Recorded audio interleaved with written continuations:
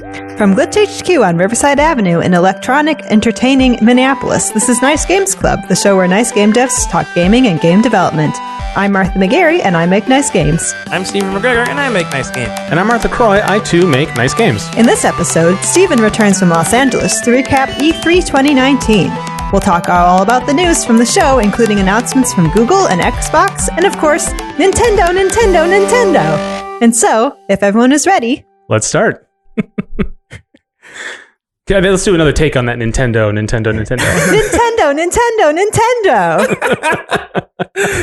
Yay! Stephen, was that roughly your impression as well? Yeah, pretty much. Yeah. That's, that's pretty accurate. Every year at E3, I'm like, oh, Ubisoft had a pretty decent conference. Oh, Bethesda, yeah, that's cool. Elder Scrolls, that's nice. Microsoft's doing some stuff. Nintendo! And I immediately forget everything else there. So welcome back. Yeah. I wanted to make a really bad joke from like, oh, I just flew in from LA and boy, my arms are tired. But that's not the kind of content we have on this episode or this podcast. No, only the finest jokes. Right. Nothing we say is lame or played out. Definitely not. Yes. Man, E3 was a lot. Mm-hmm. A whole lot. I had a really good time, but man, I'm exhausted to be honest. Yeah. Just a lot of things. There's just so much content. There's so much things you can do. Yeah. That it's overwhelming a lot of the times. Mm-hmm. And so like I had a good time, but like I felt like near the end of it, I was like basically dead. Right. So your prediction before you left was you were going to spend all your time in the Nintendo booth playing the recently announced and released Smash character. Yeah. That didn't happen. Yeah, it didn't. They so just what did you do with yourself? I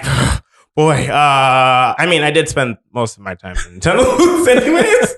But basically during E3, I just walked around, tried new games. Yeah. The lines are so long at E3 Mm-hmm. that like I felt like I would have had to wait 2 hours to play like 10 minutes of content. Right. Didn't, unless it's for Smash. I didn't want to do that. Yeah. So in general, I opted not to do that. I looked for like lines that were shorter and stuff.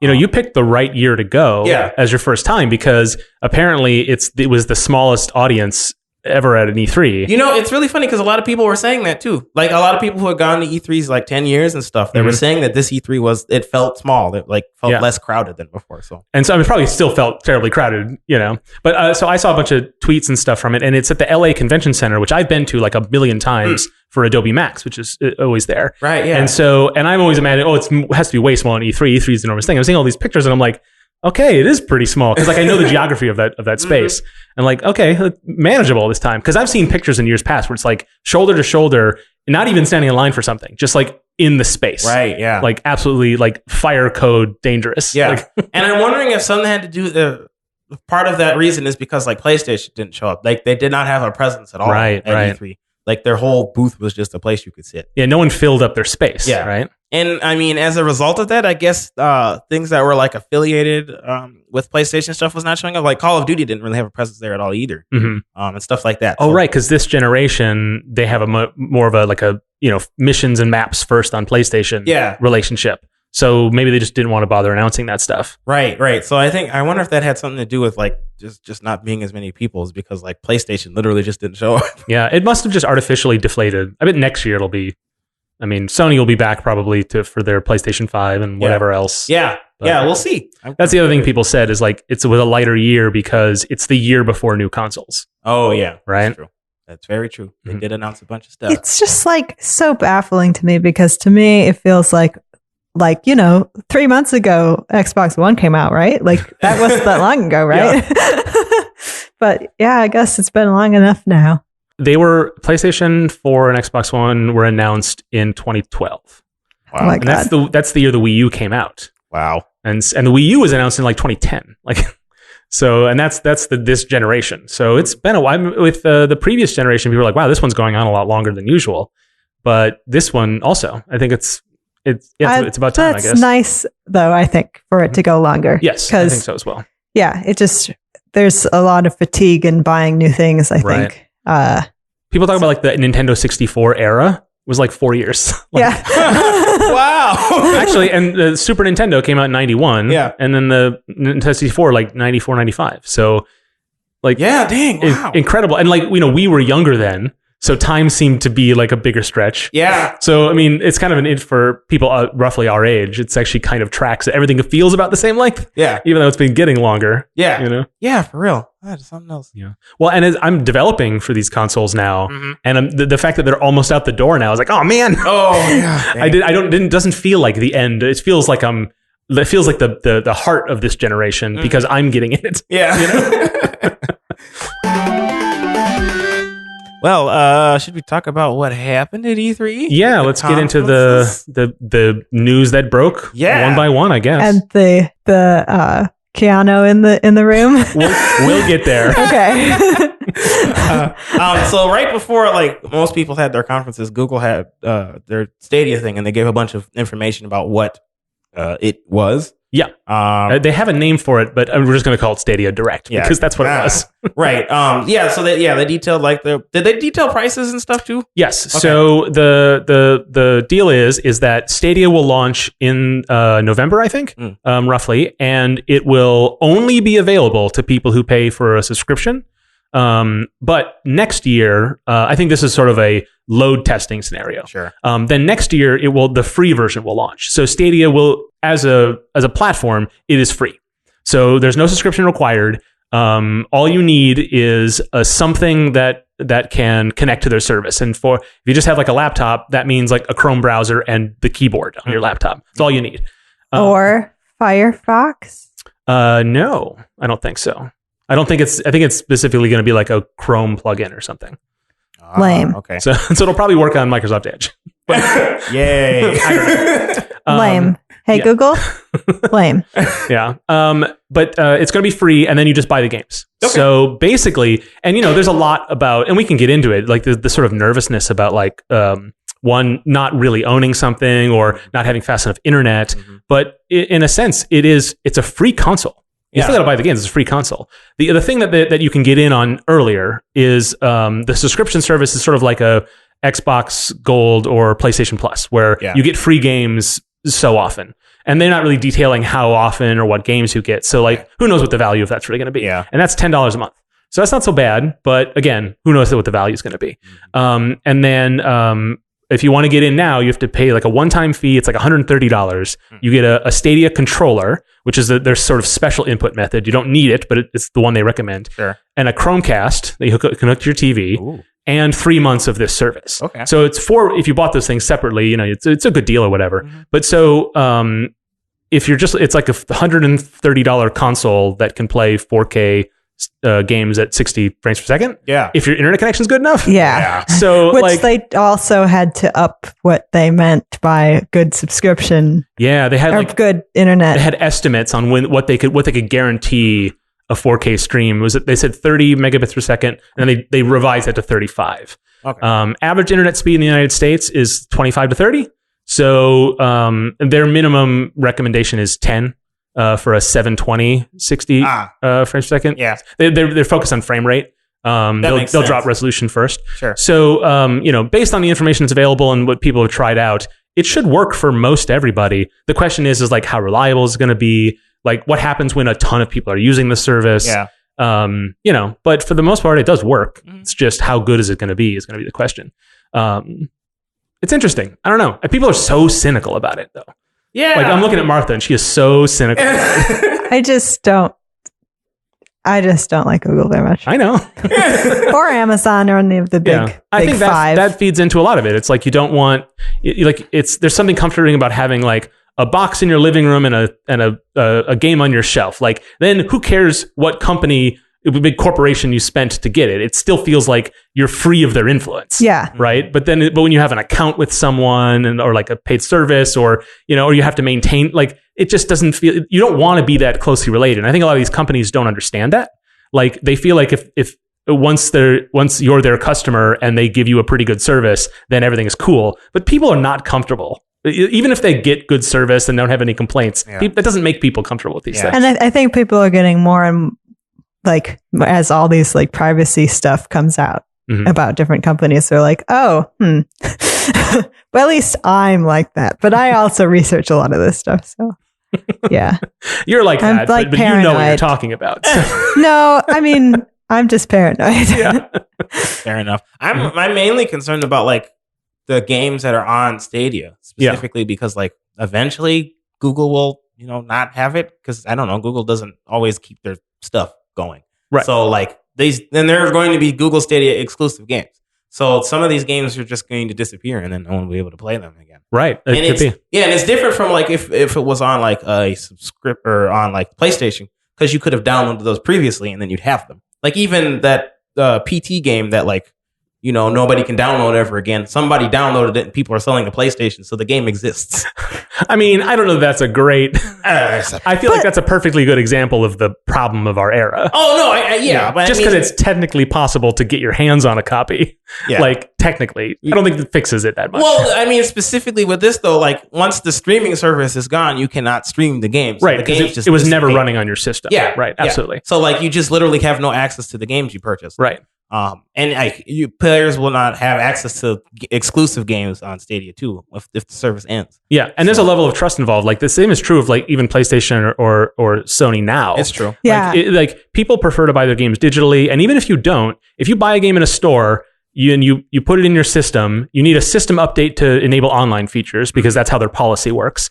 And also, you get the day one patch, which was you need to play the game, right? Yeah. In a lot of cases, or it actually will not work. Yep. Like people are just as subject to the whims of the data centers and company true. solvency. It's not really different, except it's so stark and obvious Yeah. with Google. Yeah. Like it's unambiguous. Yeah. And so people are noticing it finally. But I think it's similar. Yeah, for other it's places. think making you're right. people notice, I think, like the ways that we're already like that. Yeah. And like that video game archivist people have been screaming about for the past forever. Like, hey, all these games are disappearing. Guys, hey guys. Yeah. I think the pitch for Google for for AAA studios is that, hey, if you can get your build running on a Linux machine that does use the Vulkan API, you can develop for Stadia. And so a lot of the games that are announced now are multi-platform. So they're games that are coming to Stadia but available elsewhere. Right, yeah. The question becomes is what happens because Google has its own first-party studios now. Jade Raymond is running it.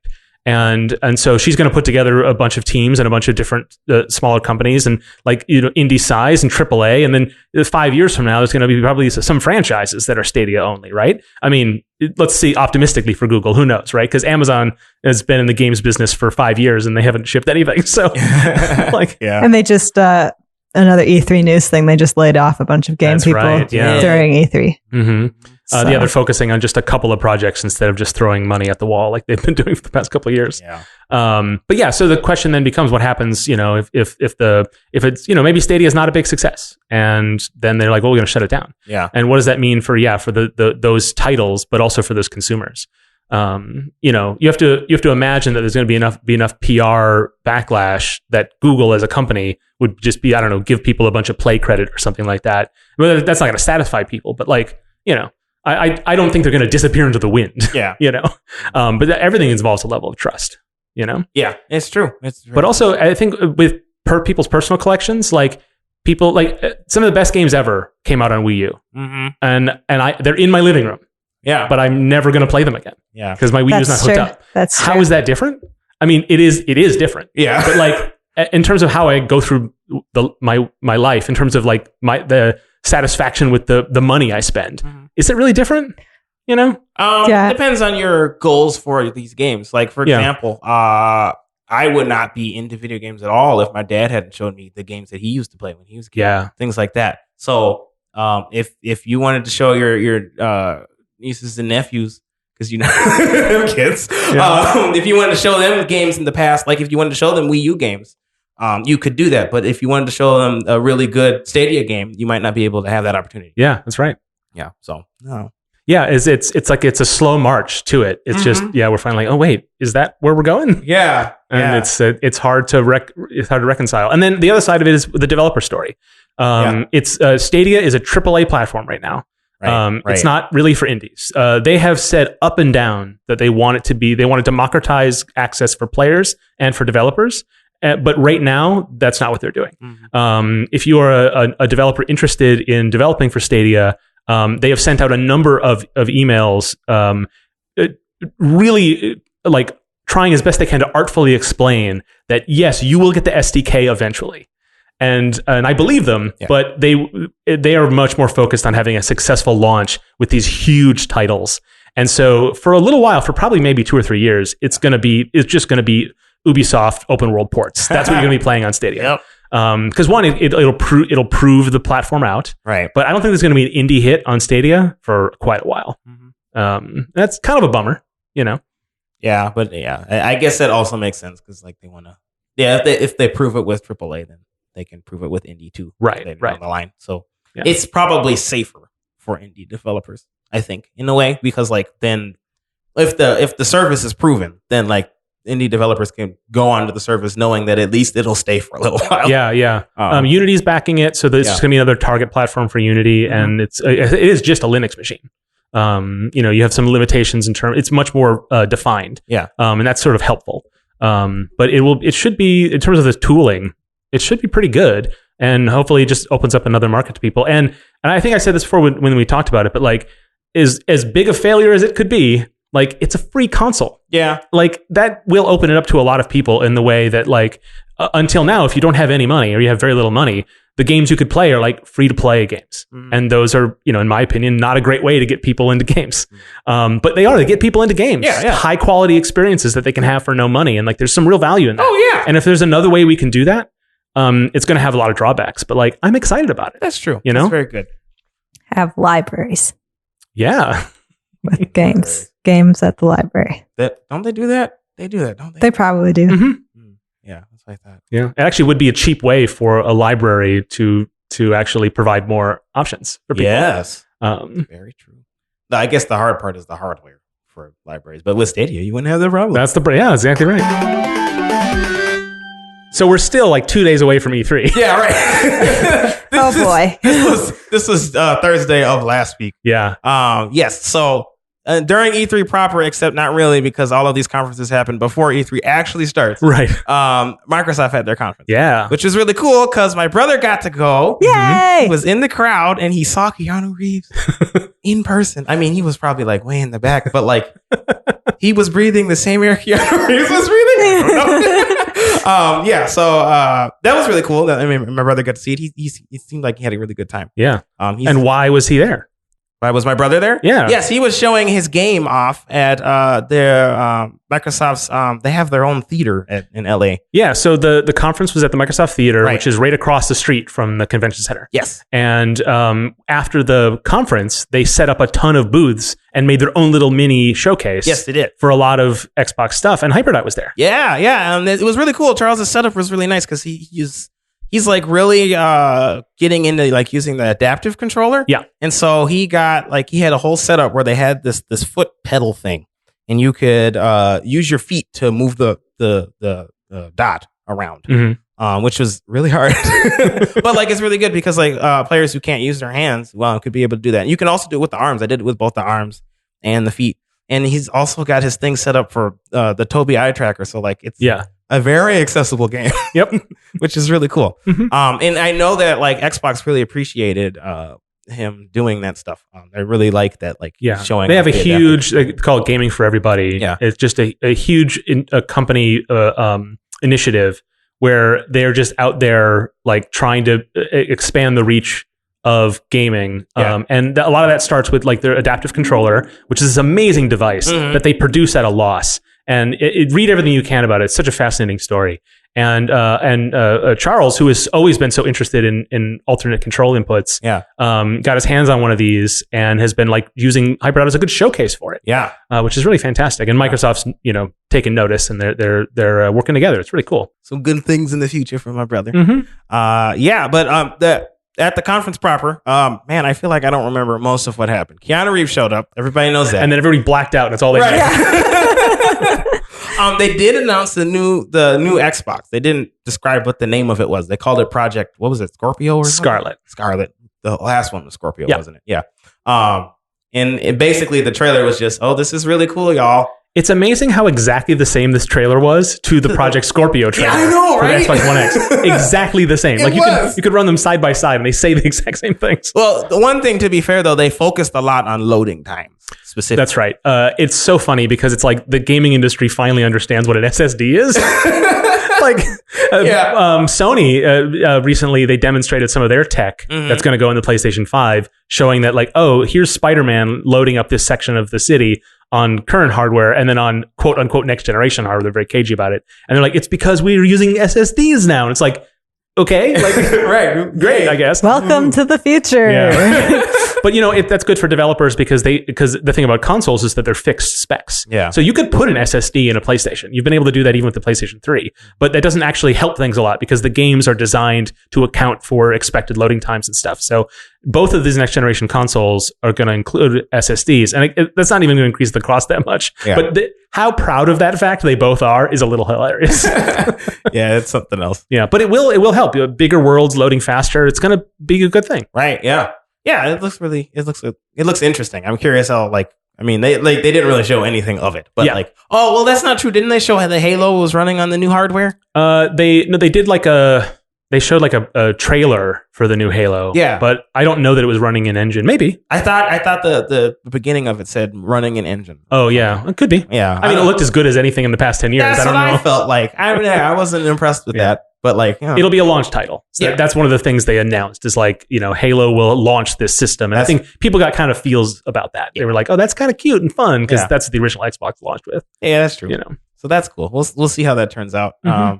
Otherwise, I mean, Microsoft had a conference. Yeah. Well, the other thing that's interesting about the Xbox is full backwards compatibility. Oh, that's right. Yes. I think PlayStation's also interested in that. Is they're saying, and this is going to be great for devs too, is we don't have to just ship our PS4 games and sell them to PS5 customers. Yeah. Like, that's fantastic.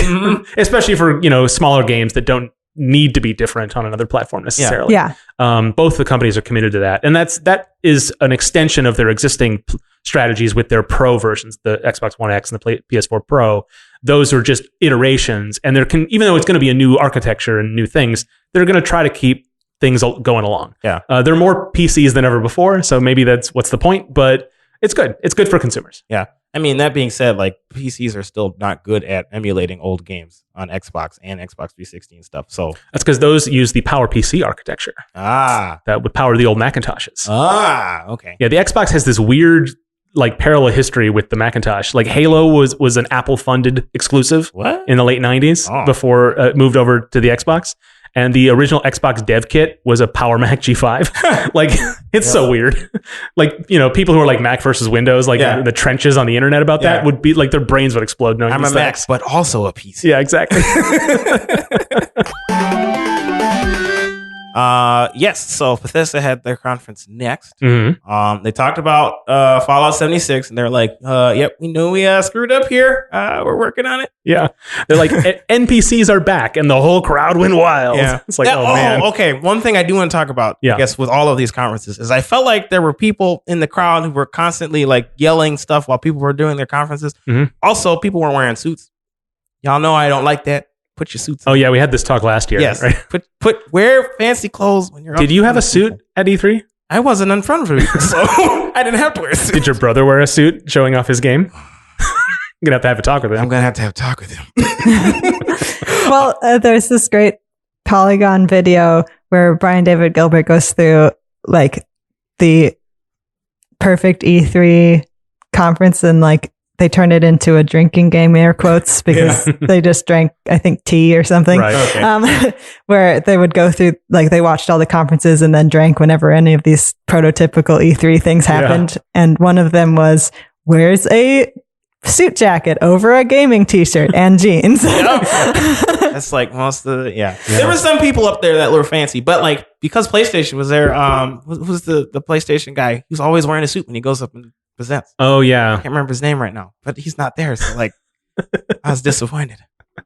Okay. Speaking of a guy wearing a sport coat over a gaming t-shirt, that was the first hint on that Microsoft purchased Double Fine. Oh, that's right. That was a big piece of news. Whoa. Yeah. Tim Schafer came out on stage and was like, I'll make you like XL, whatever you want.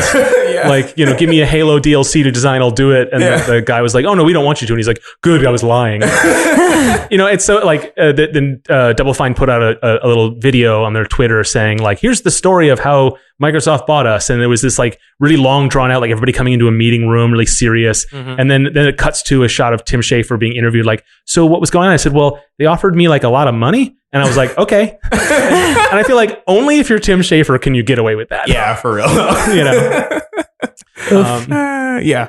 But yes, the Bethesda conference happened. Fallout 76 people, like NPCs, I guess. Yeah. But I guess, yeah, I mean, it's good that they are still working on the game and they didn't just throw it away. So that's nice. Is it? I mean, it is. I'm kidding. And then they also were talking about some streaming service where you could play all of these Bethesda games. It's not a service. It's not a a service. technology. Oh, okay. So they're developing a way to make games better suited to streaming platforms. Okay. So they call it at the engine level. So it would be something that would be, they've actually run some tests. It actually, what they're using is the Doom 2016 as a demo for it. Sure. And they're like numbers that have been, taken. I don't know the details on it exactly, but like something like Numbers. numbers. Something like a 20% improvement in frame rate. Just for using their, and it's just the way it's when you're developing your game, you use this tool. Oh, that's right. Okay. They're very, and I'm being cagey on the details because they are being cagey on the details. Yeah. Like, what is it exactly? Right. Is it a way, and why couldn't you also use that to benefit like a console game or a PC game exactly? Mm-hmm. Like, what is specific about it? But they're going to be offering it. It's basically a middleware. Okay. That they'll be offering for people. I think there will be Unity support for us indie devs who are interested in something like that. Yeah. But details are scant right now. Okay. But it does seem to do what it says it does. Yeah. It's kind of cool. There was not any appearance of the new Elder Scrolls or that space game that they keep talking about. No. At the Bethesda. They said up top, like, we're still working on it. Yeah. Just don't get your hopes up for a trailer. Yeah. Which, I mean, all right, that's fine. That's what I really wanted to see from them. But I mean, I understand it's in development. It's Yeah. not ready yet. They did have Deathloop up there. I only saw the last third of the conference, so I didn't really actually see Deathloop. What is it? So Deathloop is the new game from Arcane Studios. They're the makers of Dishonored, which I've never played but always meant to. Yeah. It's good. Yeah. I mean, I've never played it, but I really like watching Dylan play it. And every time I hear you describe watching Dylan play it, I'm like, oh, I would really love that. And I'm like, it's like 3 steps away from playing it. But it's the first-person shooter game, and the story is of 2 assassins who are trying to kill each other. Okay. And it's called Deathloop because every time one of them kills the other, like time resets. Oh. And they do it over and over and over again. Oh. And the sort of lore of it is that one of them is trying to break the loop, and one of them is trying to maintain the loop. Oh, and so it's like a neat. philosophical debate between the 2. Wow. And that kind of excited me. It's like, Yeah. I'm not sure how much of that's you're gonna feel as you play, but like as a construct for how to take these game mechanics and like put them in a narrative context, it's really cool. Mhm.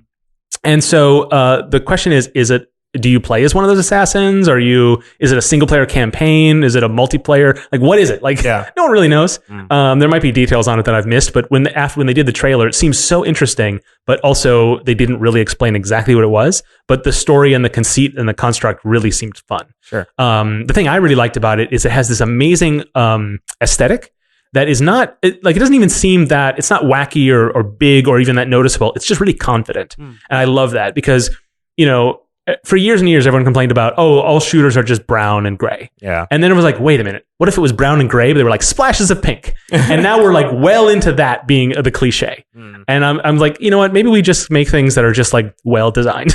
Like, Yeah. Huh. and I'm really excited about this. Cool. For that reason. But I don't know anything else about it. That all sounds really cool. I'm interested in that. Yeah. I'll have to check out the trailer now. Yeah, you should. Yeah. So that's Bethesda. I mean, they had a conference. Ubisoft also happened.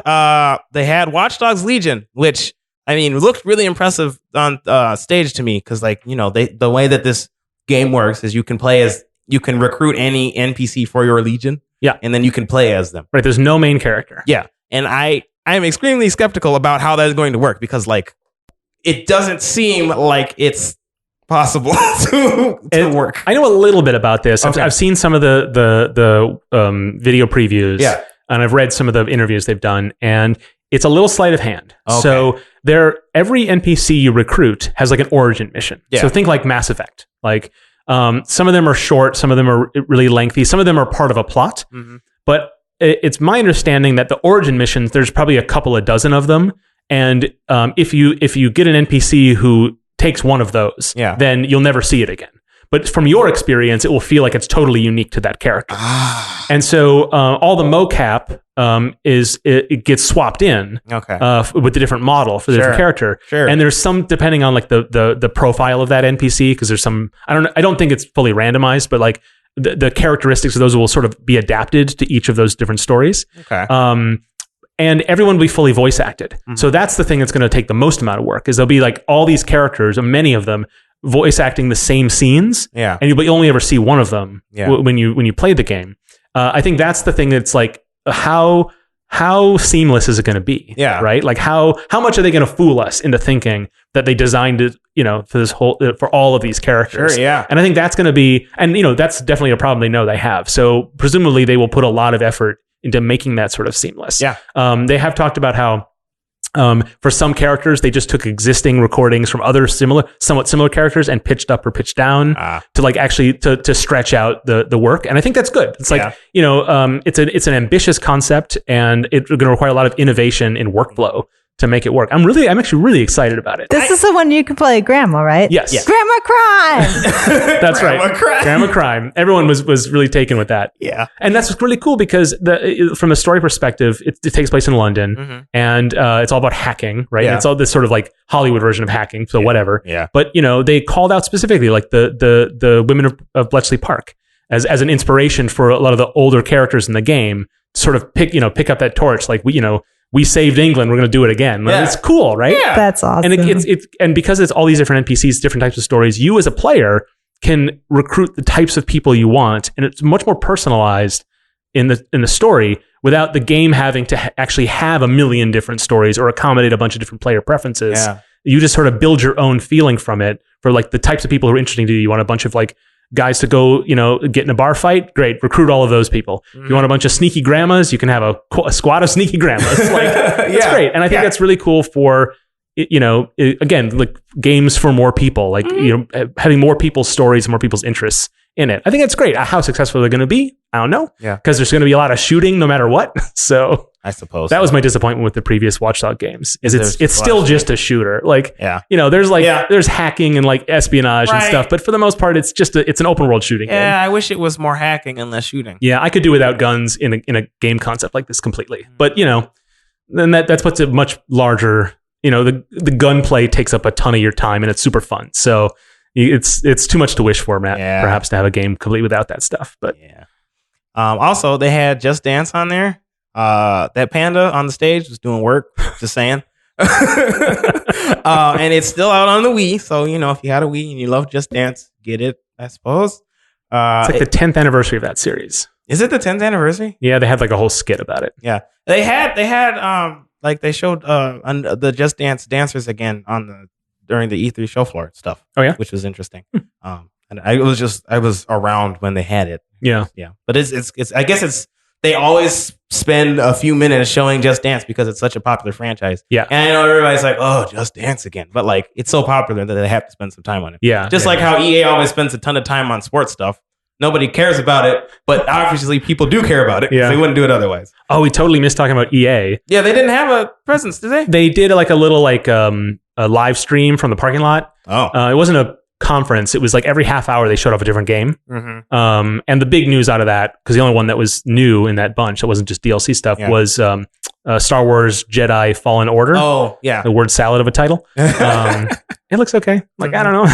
Don't have much to say about it. I don't know if you guys. I don't. It looked all right, I suppose. Star Wars. Accurate to my feelings. Yeah. Right before I came here to record, Dylan was watching a video of Lego Star Wars, but a whole run where you play just as the Gonk droid, and it's pretty good. Anyway, but that's neither here nor there. Well, now you have to find that link so we can put it in the show notes. Yes, I will ask Dylan after we record. But yeah. But back to the Just Dance, like it's on the Wii, yes.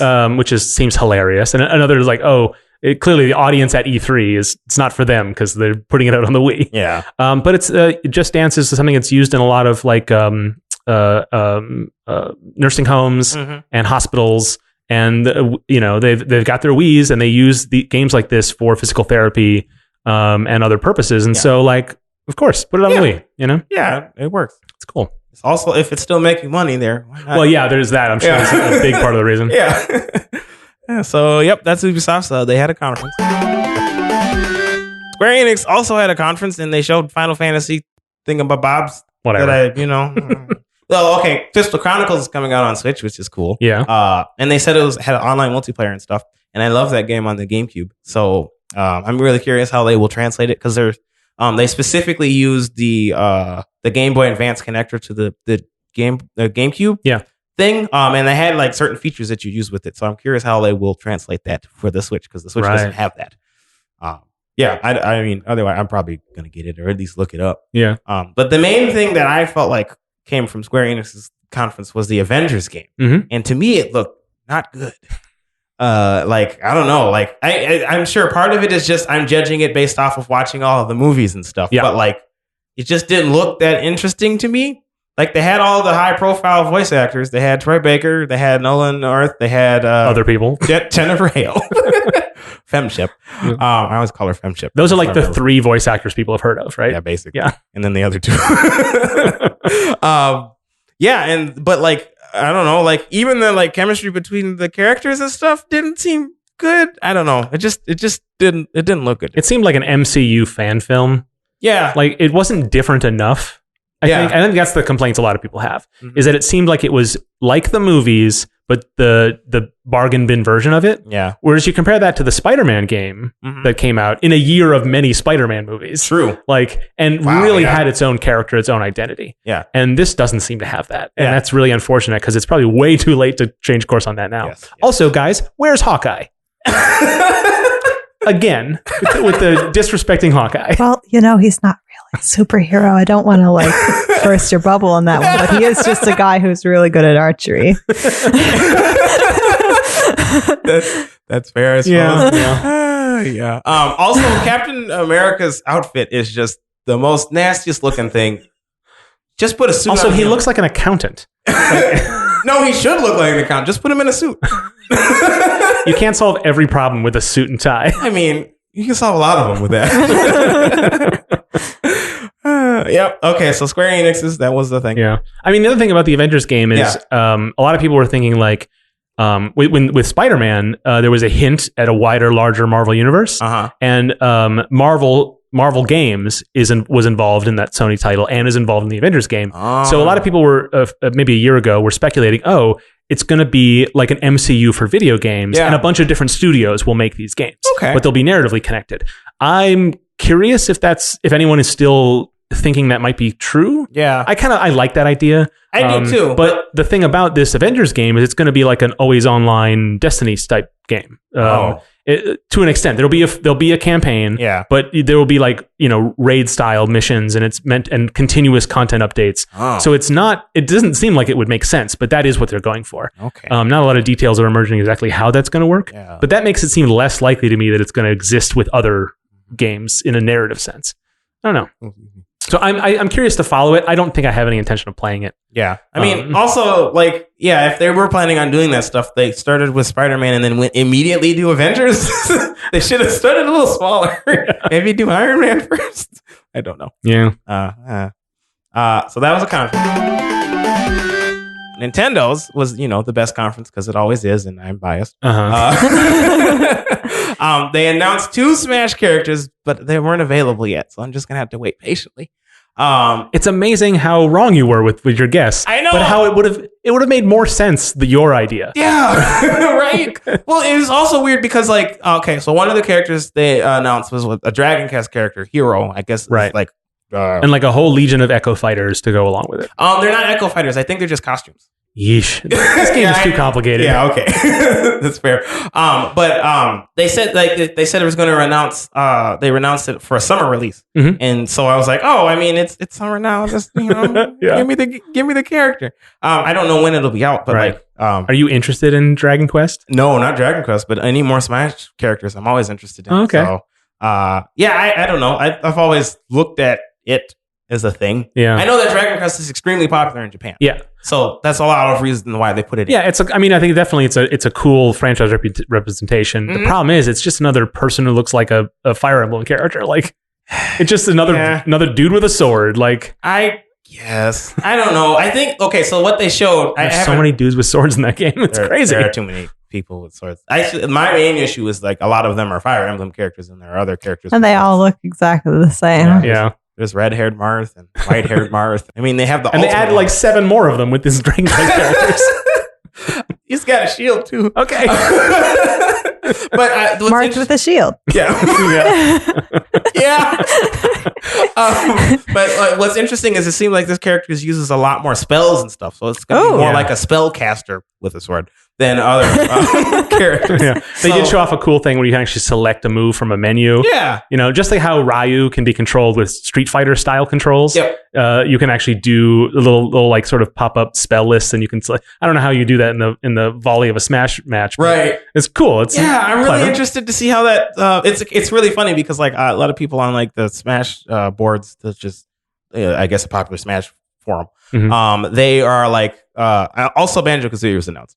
Which but that's kind of the thing. It's like a lot of people were like, "Oh, Banjo-Kazooie, that's really cool," but I'm really interested to see how these 16 spells or whatever work for this character. Right. So like all of the Americans initially were like, "Banjo-Kazooie's in, yes," but then they thought about it more and they're like, "Oh wait, this one has way more potential."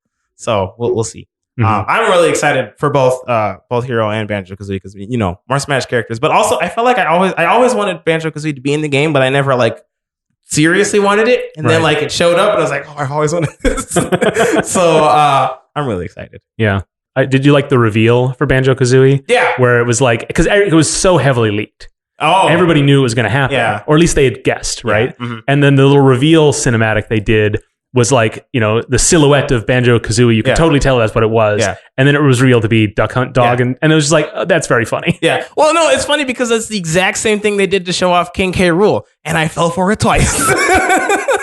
I was like, oh man, is it Banjo? Oh, it's not Banjo-Kazooie. Oh, it's Banjo-Kazooie. Yeah. Yeah. Yes, I'm really excited. Imagine if they had done that and then it wasn't Banjo-Kazooie. Oh man. Like, one, there's no way they could have. This would have never happened. Yeah. So as soon as they did the fake out, I was like, oh, okay, it's going to be double fake. Right. Yeah. But like, it's still very cute. Yeah. Totally is. Mhm. Additional news. Animal Crossing. They showed some footage of it, which is cool. They also delayed the game. That seemed to be the news. Did it have an official date?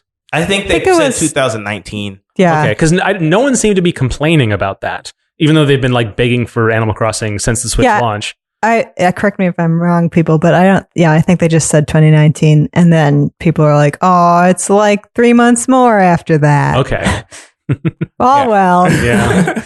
I think. Yeah. I mean, it looks like an Animal Crossing game. I always get very anxious about Animal Crossing games because like they expect you to visit the game every day. So like if I miss a day, I'm like, I feel like I'm letting all of the townspeople down or whatever, and then I'm like, I can't play this game ever again. Yeah. Yeah, there's so much guilt trip in those games that it's very hard to do. It's like it's a free to play game with no microtransactions. Yeah. Yes. All the same psychological efforts and guilt and like, Yep. but not exploiting you in any way. Yeah, it's something how they managed to pull that off. Yeah. But one cool thing that they announced is that you can change what your character looks like, and they have like all the skin tones instead of just one. Gender neutral hairstyles too. Yeah, and you can change them anytime during the game, so you're not stuck with whatever you pick at the beginning. You can, if you're like, well, today I feel like short hair, today I feel like long hair, like you can do that. Yeah, maybe it's because I don't play those games, but I'm surprised that wasn't in it from the start. Yeah, me too. Because you're just your own character, right? The one thing that drew me to play the one Animal Crossing game I did play was the thing where you could make your own clothes because you could draw on the little thing and then they'd make your like, oh man, that's so cool. That idea is so neat. Mm-hmm. But yeah.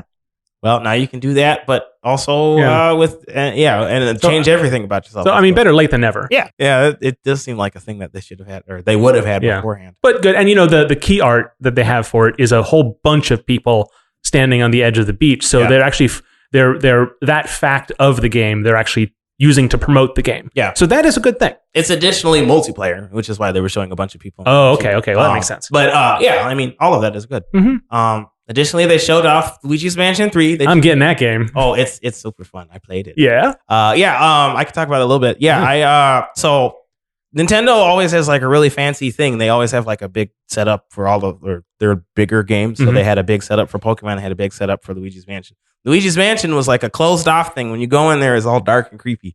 And I was a little worried that like Luigi's Mansion 3 is going to be scary because I hate scary games. Yeah. It wasn't really that scary. Though to be fair though, I did get scared from the first Luigi's Mansion. Yeah. So and I and not at a respectable age. So I was a little nervous about it, but it's really fun. It feels like arcadey. Yeah. I didn't play the second one. Did you play the second one? I did. I didn't get to the end of it because it did not feel like a handheld game to me. Oh. So I had a hard time like playing it on a tiny screen, hunched over on my couch or somewhere or out. Like I wanted to relax and dig into it. Yeah. And so I don't know, every session was longer than I wanted it to be. I think the game was definitely designed, to be a portable title. Sure. But like it didn't fit with me. And I was really bummed out because I loved, when I got a Wii, I was like, I hadn't played video games in a long time. I missed a whole generation before that. Yeah. But I got a Wii and I was like, okay, well, I'm going to go to GameStop and buy a ton of cheap GameCube games. Yeah. And so Luigi's Mansion was one of the first ones. I always loved Luigi, so I'm like, sure. Yeah. I didn't know anything about it. I just fell in love with that game at the end. And it was like an important part of me getting back into video games was that title. Yeah. So I was really excited for Dark Moon and it's okay. Like I was disappointed in myself actually for not sticking with it. So I'm really excited to play this one on my couch. Yeah. Looking at my TV. Yeah. I will not take it on the go with me. Yeah. Like it felt really good to control. Well, I guess it felt a little awkward because I was I feel like the turning was weird. Yeah. It's like I wanted to turn by like aiming the control stick in the direction I wanted to turn. Yeah. But I think the way you turn is by aiming the controls or just moving left to turn left, moving right. Like to turn tank right. controls? Well, I mean, if you're like vacuuming stuff up, regularly you just move like a regular thing. Interesting. But yeah, it just felt awkward. But I guess once you figure it out, I'll be curious because the whole reason for the Poltergust, the vacuum, is to play off the GameCube's analog triggers. Yeah. That is the reason this exists. Right. That's why Flood exists in Mario Sunshine, because it also uses a similar analog trigger component. And it's just another example of Nintendo gearing its game design to its new hardware. Mm-hmm. So when I played the second Luigi's Mansion, I was curious about that. Like, how are they going to handle it? And they just didn't. Yeah. It was just the same, but you just pressed a trigger. And the Switch does not have analog triggers. And so I'm like, oh man, I wish that they would. I mean, that would if we had a GameCube controller compatibility like Smash does, yeah, then I might be into it. And then I'd buy a GameCube controller. Wow, that's cool. But that was one of the coolest things about Luigi's Mansion is the analog trigger. It was a really cool mechanic, well done. Yeah, and it is kind of a shame because it was it's weird. It's just weird to me. Yeah. And so I wonder if they're going to how they're going to adapt it further. But the character and the setting is popular enough. Like, there's not going to be another Mario Sunshine game, right? So they don't need to worry about adapting that. Mm-hmm. But that game's really hard, but I did like the premise of it. Yeah. Anyway. They also showed Link's Awakening, which looks super cute. The cutest thing there ever was. They were giving out keychains. Yeah, I didn't get in that line. Oh, I'm sorry. The line was too long by the time I'd have paid you good money for that keychain. Dang it, I could have made a profit. Steven business, go. But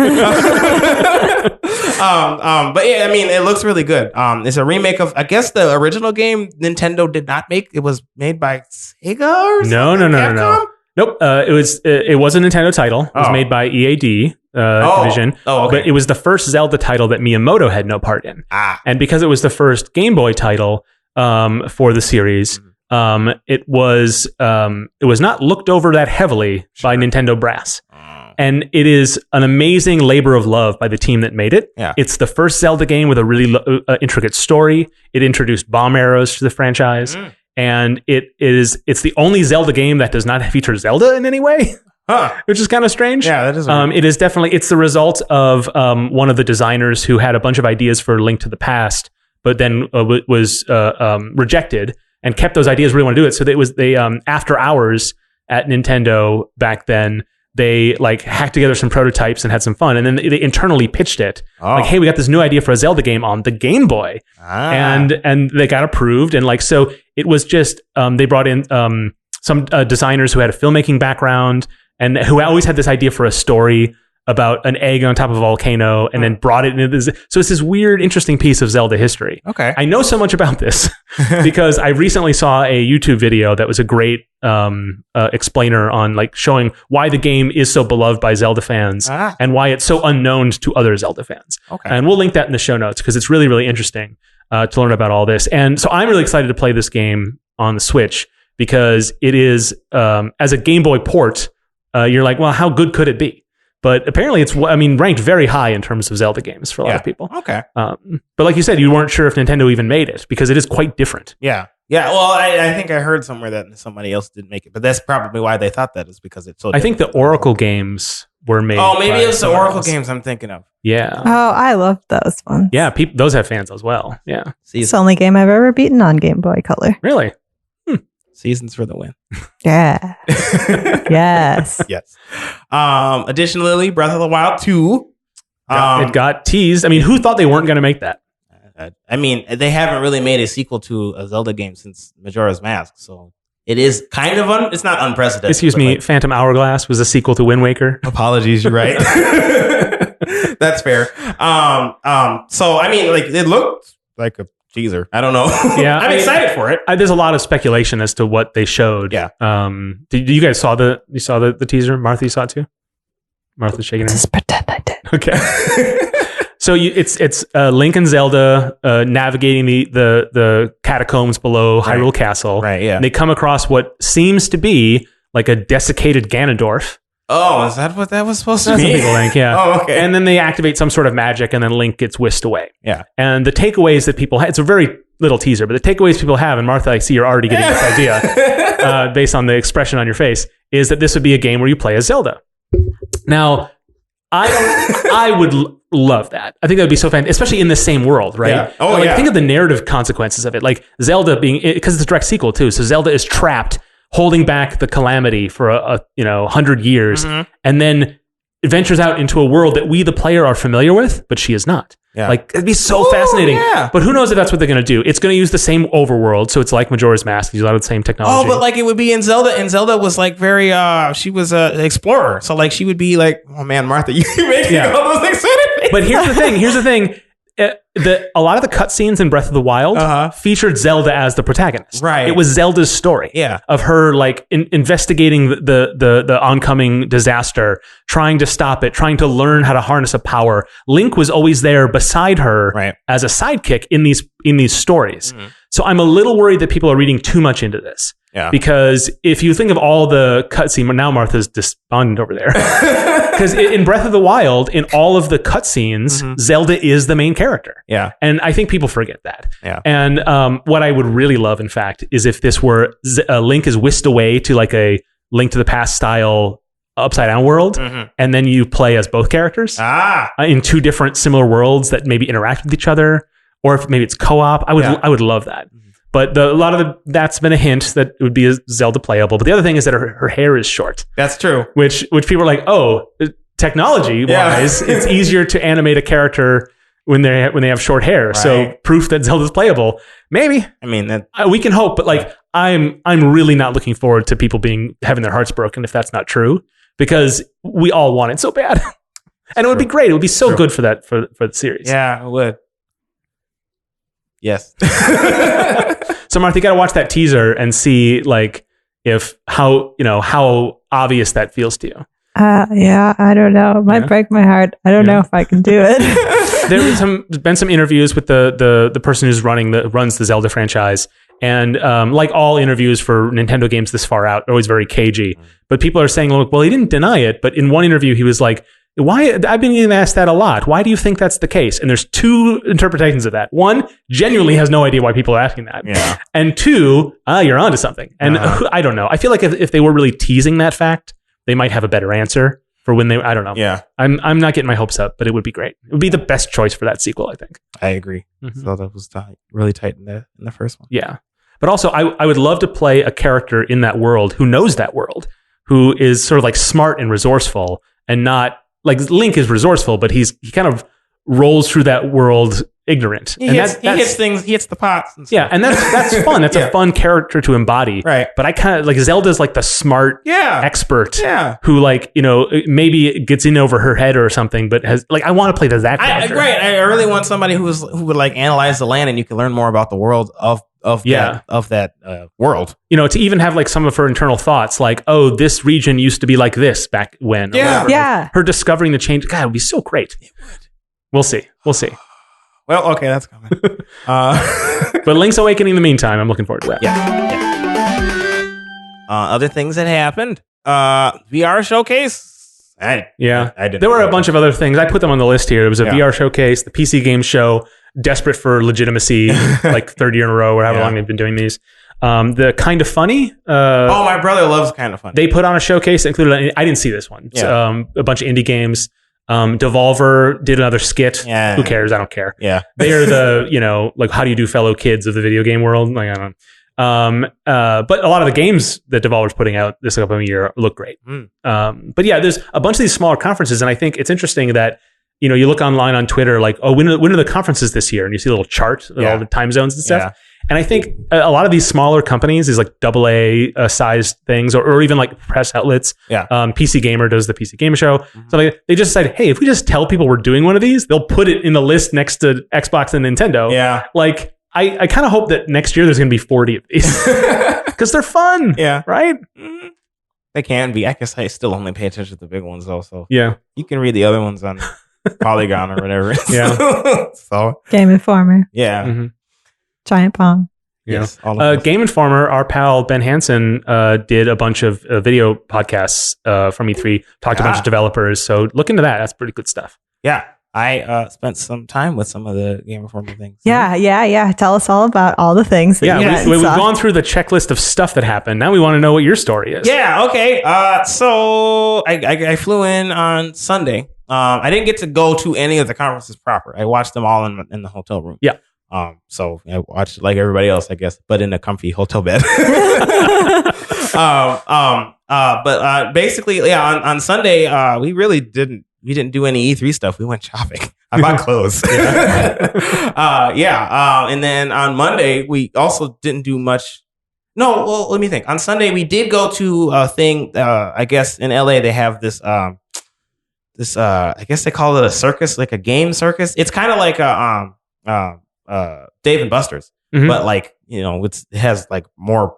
It doesn't have like Flappy Bird games. It has like VR and stuff. And they had a whole bunch of things. I met a bunch of cool people there, which was really neat. I had a good time. And then we went to the JW Marriott afterwards. Apparently, a lot of people just go to the JW Marriott after E3 things happen because that's where a lot of people go. I guess it's the same as GDC. GDC has a hotel. Yeah, there's like a couple of hotels at GDC where like all the sort of like run-ins happen. Yeah. So if you're interested in meeting random people, that's where you go. Yep. I ran into Sean Alexander, who I actually ran into a bunch over E3. He makes Treachery and Beatdown City. And he's really cool. He showed me a bunch of stuff, and he helped me get into another thing later on in my trip. Cool. But yeah, so that's what I did on Sunday. On Monday, I also didn't do E3 stuff because it wasn't open. I went and picked up my ticket. Right. Monday is day 0 of E3. It doesn't actually open till Tuesday, right? Yes. I think press can do stuff. Right. It's the press day. It seems like press can do a lot more things than industry folks do. So next time, maybe I should just apply for a press ticket. Nice Games Club. Right, we are press. Well, I did apply for a press pass this year. Oh, did you? And we did not get one. Well, we can try again. Yeah. But yeah, they have in LA they have a place called Little Tokyo. And they have like a whole bunch of different shops and stuff. A lot of food. Did you go to that video game store? I did. In the basement of that mini mall? Yeah. That's a cool shop, right? It is. It's so cool. They had so much stuff. And the people who were like the attendants there were really nice. They're really friendly. I wanted to look to see. I have a Sega Genesis now, I guess. My former boss had a Sega Genesis. He's like, I'm not going to use this thing. And I was like, can I have it? So I was looking for Genesis games, but they didn't have any Genesis games. And most of the games they have there are Japanese only. I don't know how Sega Genesis games work with Japanese. Yeah, the first time I ever saw a Famicom in the wild was at that shop. Yeah. One of my coworker and friend who went, Audrey Axt, she bought Famicom for one of our other coworkers, which was really cool. Cool. Yeah, and that was really cool. Like I just toured Little Tokyo and stuff. It was really nice. And then I went to the Black Game Developers meetup thing that Ubisoft was hosting, which was the first one they ever had. They have like those. They have like Black Game Dev meetups at other conferences, but they never had one at E3. And so people at Ubisoft put an initiative to make one. Yeah. And it was really nice. Cool. I met a bunch of people there too. Yeah, and I had a good time with that. So I hadn't actually played any new games yet until the next day. Yeah. I watched the I watched the Nintendo conference, and then I went to E3. And the first thing I did is I played the new Pokemon game. I don't know which one, if it was Sword or Shield. But it was fun. I'm not a huge Pokemon fan, but like I did like this one. And I liked how the Dynamax feature that they have for the Pokemon grows in. Right, that was announced at E3, right? Yeah. Well, yeah, it was announced a little bit beforehand, but like, yeah, basically. It like the way that it works is like it changes all of your moves into like super moves, not like super versions of the move you already have, but it's like I think it's based off of that type move. So like if you have a flying type attack, it'll make it so that like when you hit your opponent with that, it'll also increase the speed of all of your Pokemon or something like that. It like changes up how you approach that fight because you can like manipulate the battlefield in a way if you use this move. So it was interesting. You won't be able to use Dynamax things or Dynamax mode with all fights, but you can use it in the gym fights. So we just went through, I think, gym leader Nessa's gym, and you play through that. And that was fun.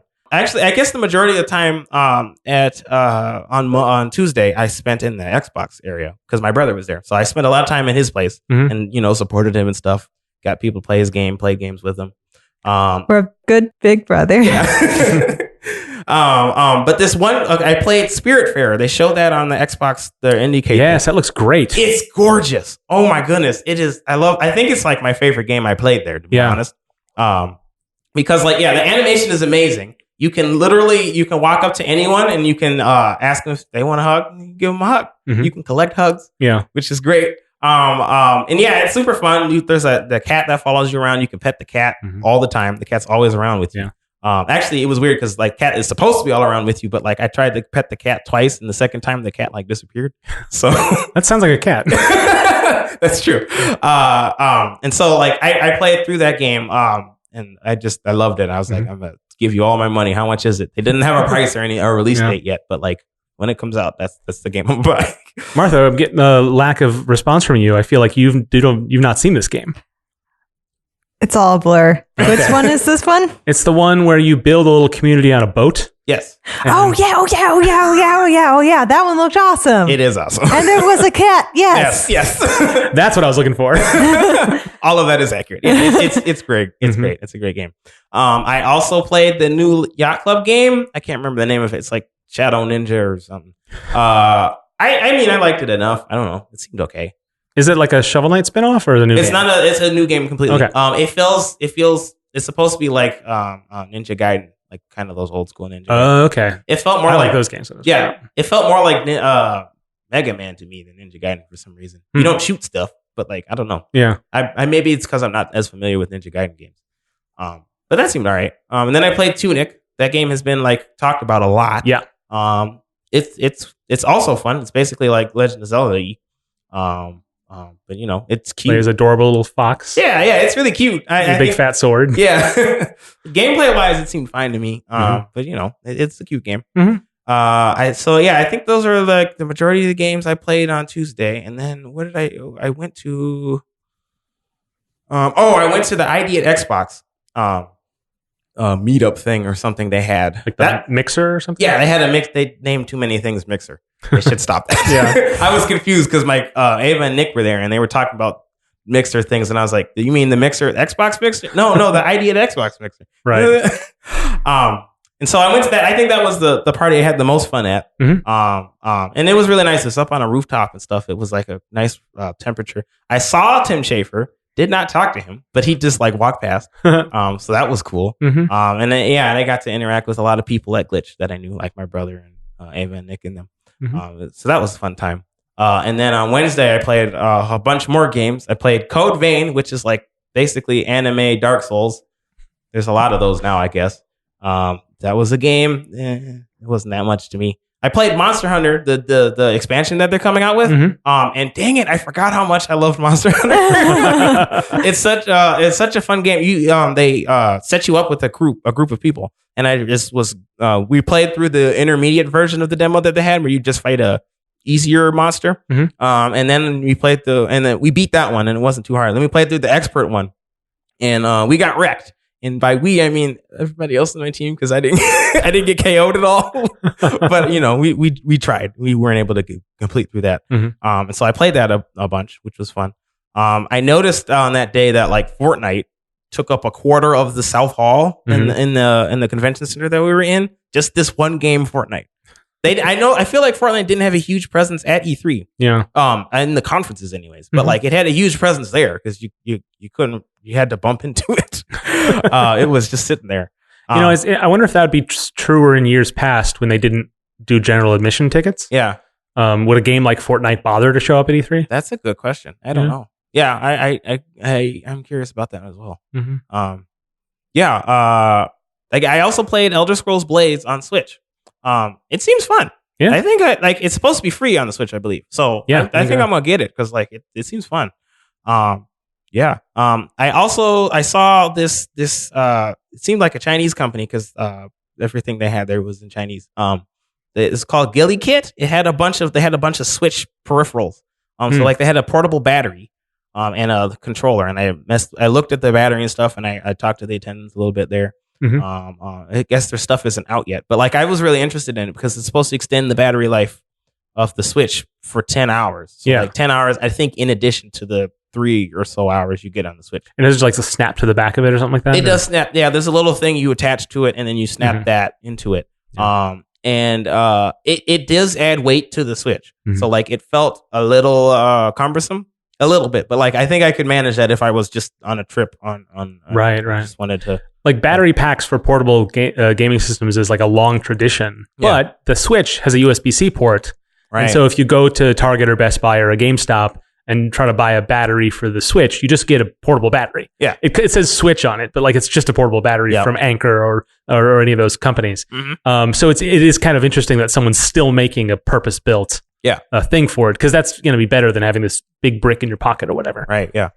So that seemed cool. I have I don't know where I put they had like a whole guide on how all of the different things that I got one of those. I mean, it's a trade show, so like those sort of like representatives in the old days, the purpose of a place like E3 was for companies to show off their hardware and software, and then retailers, publishers, distributors would come by and make those relationships. Yeah, that's the point of E3, and so it is interesting to see that some of that's still happening. Yeah, they actually had a whole bunch of peripherals and stuff there. There just weren't a lot of people there because like they all wanted to play the new games. Yeah, right. But I did go around it a little bit, and I saw some stuff. That the Ghillie Kit thing was the one that interested me the most because I was like, oh, a battery pack. I guess I don't need a battery pack, but like it's interesting to look at it and stuff.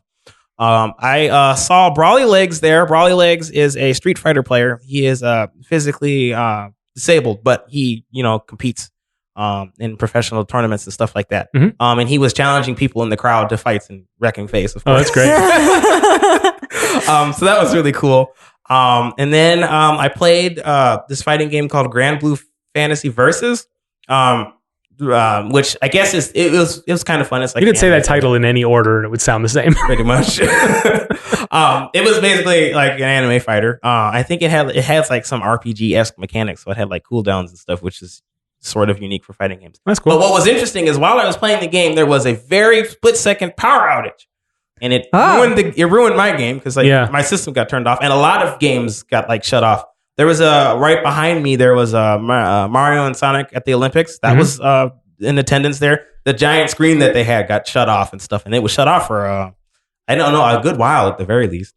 I kind of just left when that happened. That made news. Did it? Yeah. And Nintendo's live streams went down. That's right. It was in the middle of one of their Treehouse things, and they were actually prepared for it. Yeah. They had they put up a little technical difficulties screen on their streams, but it was a screen grab modified from Zelda 2. That character named Error. Oh yeah. So it said, "I am Error," and then it said like, we'll be back shortly or whatever. It's very cute. Yeah, that's cool. Yeah, so that was interesting, like that it happened. I guess it didn't affect the Microsoft Theater because it's in a completely different building. So my brother didn't even know it. Right. He just heard it from some other people. I think. Yeah. And you said it was just for a little while, like split second. Like Yeah, the power outage itself was just a split second, but Yeah. like everybody everything had all- to start over or whatever. yeah. So like it kind of slowed things down, and it was only in a section of the South Hall that I was in. That's what happens when you plug everything into the same power strip. Yeah, come on, Ethan, what are you doing?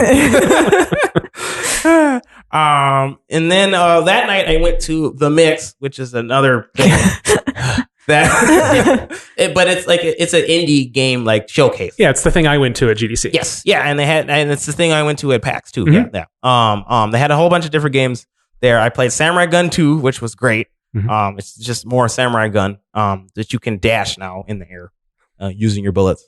If you're interested in Samurai Gun, you can see the appeal, I guess. I played this game called Quantum League, which was very confusing to wrap my head around. So you play as you're supposed to play as a team of 3, but like it's just one person and your opponent playing as one of the team of 3. And so like you will play as that character, or you'll play as one person of the team for 12 seconds. You're trying to kill the other person. But once that 12 seconds up, or if somebody dies, it will rewind time. And then you switch your weapon, and then you can play as the second person in your squad. Mhm. Then you do that again for the third time. And then whoever like wins, it was a King of the Hill thing. So I guess whoever was standing in the circle longest, or at the end of the 12 seconds, Mhm. whoever gets that is the winner. And then like afterwards, you see like what actually happened. So like all of your actions between all of the 3 characters and stuff. Yeah. It was. So you could strategize. Yeah, you can Oh, I strategize like where this. you're going to be and stuff. It was just really hard for me to wrap my head around because I was like, am I doing it right? And I didn't quite understand like the goal that I was supposed to be doing. Yeah. But like it seemed really cool. I got access to the closed beta. So if you're interested, Mark, I am super interested. Okay. Yeah. Yeah. It does seem like a game that's hard to showcase. Yeah, it was like I said, it was confusing, but like I don't know, it looks cool. Yeah. So yeah, you should check that out. Cool. I also played this game called Sakuna. I think they showed that at the Nintendo Treehouse. They had a thing for it. You basically just play as like a short little goddess. And she has like a scarf, and you can use that to pull yourself towards enemies and stuff, and you beat them up with rakes. I don't know. That's the whole game. It's cool. The art style is nice. So I played that. I played this game called We Met in May, which is very interesting. It is basically like a set of mini games. And the mini games, you play as like these 2 characters in a relationship, and I guess you just played like different aspects of their relationship. One of them is like them in the beach, and I guess you like hold sand and you can pour sand on the other person or something. They're all like really weird mini game sort of things. But there's like a narrative that threads them together. There's not really a narrative, I guess. Huh, okay. They're all just like separate instances of their relationship. Okay. What was really interesting, there's this one game that I was playing, or one of the mini games that I was playing, where there's one of the guy is cooking, and then the partner was like trying to flirt and stuff. I don't know how explicit I could get in it about this thing, but they were like trying to I guess poke at his nipples. So I don't know if that's explicit. I love that you felt you had to say that. I'm just saying. But it was like a really funny. It was a really funny exchange. What was really funny is like I was playing that game, and then my friend Audrey, who was watching me play it, recognized the characters in the game as the developers of the game, and they were watching me play it. So I was doing it. So that was a little awkward. I played this. I also played this other game called Ramen. It's a pun on ramen, but also you play as men who are in pots and throw ramen at each other and stuff. Oh yeah, I totally get it. Yeah. It's basically a shooter. I felt like I was doing a poor job playing the game, and I didn't really have a good time playing it. So I don't think it's for me. Yeah, and then I played that Bloodstained game that is, like a Castlevania-esque game. It felt fine. It should be out. I think it's out next week on Tuesday or something like that. I don't know. After playing it, I'm not really interested. I guess I wasn't that interested to begin with, but like it didn't seem that cool. It seemed all right to me. I played this other multiplayer game called Aqua Lungers, and you play as like divers, and you dive in and you collect gold, and you're trying to compete with other people to get the most gold, which was cool. And then I played this game called Bravery Network Online. Martha, I bet you'd be interested in this. It's like Pokemon. Ooh. But instead of like, there's no types, so there's no like steel or rock types or whatever. Instead, you have 3 different types of attacks. In Pokemon, you have special attacks and physical attacks, right? In this game, you have physical attacks, digital attacks, and emotional attacks. Just make the other one cry. Yeah, kind of. Well, I guess the goal is to make your opponent forfeit instead of faint. So they just like give up fighting. And so it was basically, you just have like a collection of fighters, each of you, and you just, fight each other with these different attacks. One of the attacks was like unzip. You just kind of unzipped your clothes, which was funny. I think those are all the games I played at the Mix on Wednesday. And then on Thursday, honestly, I was exhausted. And so what I did was I just stayed in the hotel and I watched Nintendo Treehouse, which was fine. And then I came home on Thursday night. It was really late. Mm-hmm. That was my whole trip. I think it was really cool. I felt like I feel like I don't have a huge endurance for like, meeting people and talking to people and networking and stuff. Mm-hmm. So like I think I'm going to work on that in the future and maybe try to come back next E3 and do better at that. Well, I mean, you were basically there on vacation. Yeah. I mean, you went to some dev events and stuff, but like that wasn't really a goal of yours. It wasn't a goal of mine, no, but I did like try to meet people and stuff. Mm-hmm. And so I think that like it would be better in the future, like if I were to, I would get better at networking and stuff, just to have a higher endurance in meeting people and things. Cause like I did enjoy meeting people. Mm-hmm. I met like a bunch of cool people. Some of the people who like, especially at the ID at Xbox thing, I met a bunch of cool people who like were playing or working on games that I did not, or that I was excited about, but I didn't know anybody who was working on those games. And now I know some of them. And that's like, I don't know, it's a really cool feeling to know that. Yeah. To see those people. But like a lot of E3 felt like PAX, except for like the parties afterwards. Mm-hmm. And that's not a bad thing. Because PAX was fun too. Yeah. Yeah. I had a good time. Mm-hmm. I enjoyed it a lot. I would recommend if you could go. Yeah. Yeah. Well, you went on an industry pass. Yes, I did. And general admission passes, they're not that expensive, are they? I do not know the price. Yeah. It's not like a GDC ticket or anything. Yeah, no, it's not GDC. No, Yeah. definitely not. GDC is way too expensive. If you are industry, you can get in for free. So you just have to have enough proof that you are industry. And I think kind of the process of getting into proving that you're industry is, I feel like it's a little much, but it's not so bad. You could show them a pay stub or your W-2 or a bunch of other things. If you have a IGDA card, you can use that. Yeah. Stuff like that. Right. That'd probably be the easiest way for an indie to prove that they're industry. Yeah. So if you are industry, I would recommend going. I mean, at the very least, you can play a bunch of exclusive games you haven't gotten a chance to, or before anybody else gets to play them, and brag about that, I suppose. I like mildly regret not staying until Friday because there were some other things that I wanted to go to on Thursday night, but like also I was exhausted. So it was nice to just have that Friday to not do game things. Yeah.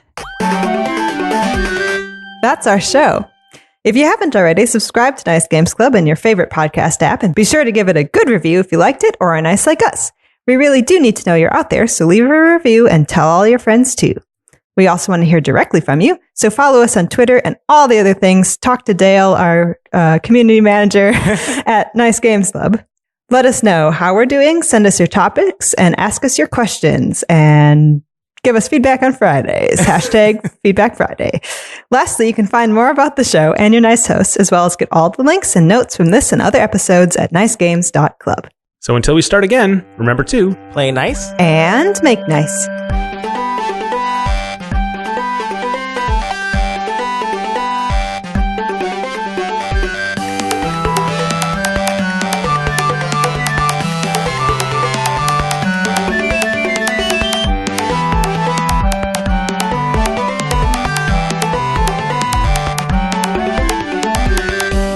So Deathloop is the new game from Arcane Studios, which they make. Just a second.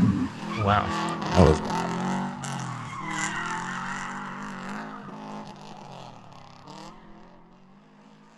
So Deathloop